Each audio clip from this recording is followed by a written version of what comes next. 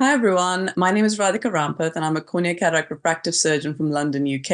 I have the pleasure of introducing Dr. Tanya Trinh, who is a cornea consultant from Sydney Eye Hospital. Welcome, Tanya. Thanks for having me. So we're going to talk about an incredible topic that I actually only came across in 2021 when Dr. Trin's video went viral about unconscious gender bias. So Tanya, do you want to tell me a little bit about what exactly that means to you? So unconscious gender bias is a lens that we use, that society uses to view women, whether you are educated or whether you are male or female, and particularly so when you are a patient. And when we use these gendered lenses on women, we probably are not conscious of the two-tiered or double standards that we use for men and women, which disadvantage female physicians and ophthalmologists and contribute to things like imposter syndrome and great inequality in the practice of medicine. It's such an incredible topic that you've kind of highlighted. For most of us, we would struggle to kind of understand how to combat this in our daily activity, in our clinics or in our workplace or even just at home. And it's just, can you give us a few top tips of how to combat unconscious gender bias in our day-to-day?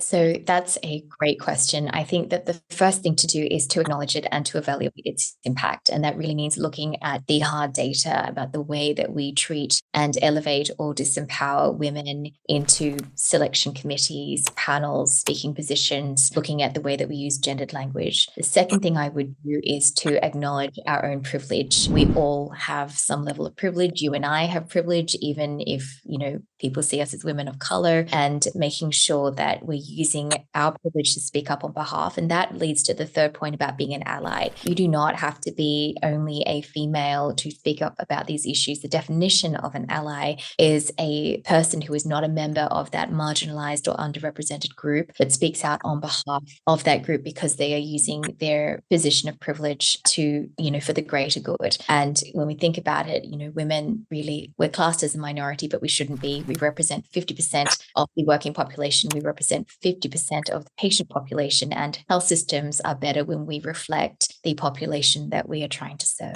Dr. Trinh, thank you so much for giving us this quick summary of the top tips on how to combat unconscious gender bias. And we're going to be expanding on this actually in Barcelona this year, 2024, on 8th of September at ESCRS. And we're going to be working alongside on stage with male and female colleagues to give you an expanded version of this. So I hope you can join us there. Absolutely.